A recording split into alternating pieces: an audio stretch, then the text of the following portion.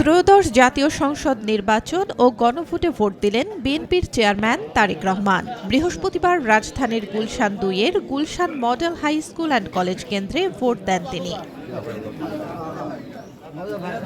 তারেক রহমান ঢাকা ১৭ আসনের ধানের শীষের প্রার্থী। সকাল ৯:৩০টার দিকে তারেক রহমান ভোট কেন্দ্রে প্রবেশ করেন।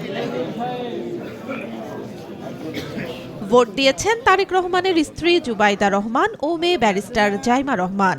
জাইমা এবারই প্রথম ভোটার হয়েছেন।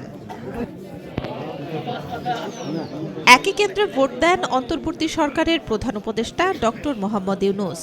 সকাল ১০টায় Gulshan model high school and college কেন্দ্রে ভোটদান শেষে তিনি বলেন, আজ দুঃস্বপ্নের অবসান, নতুন স্বপ্নের শুরু। স্বপ্নকে ফেলে এখন নতুন স্বপ্ন চলে গেল, আজকেই সেই দিন। ইসির তথ্য অনুযায়ী ঢাকা ১৭ আসনে মোট ভোটার ৩,২৭,৮৯৮ জন। সকাল 10:30টায় ভোট দেন সেনাপ্রধান ওয়াকারুজ্জামান। ভোট দেওয়ার পর সাংবাদিকদের তিনি বলেন, আজকের দিনটি জাতির জীবনে অত্যন্ত গুরুত্বপূর্ণ। ভোটারদের নির্ভয়ে কেন্দ্রে গিয়ে ভোট দেওয়ার আহ্বান জানান তিনি। ঢাকা ৮ আসনের স্কটন গার্ডেন উচ্চ বিদ্যালয় ভোট কেন্দ্রে ভোট দেন প্রধান নির্বাচন কমিশনার AM নাসির উদ্দিন। সকাল ৯:৩০টায় ভোট দেন তিনি।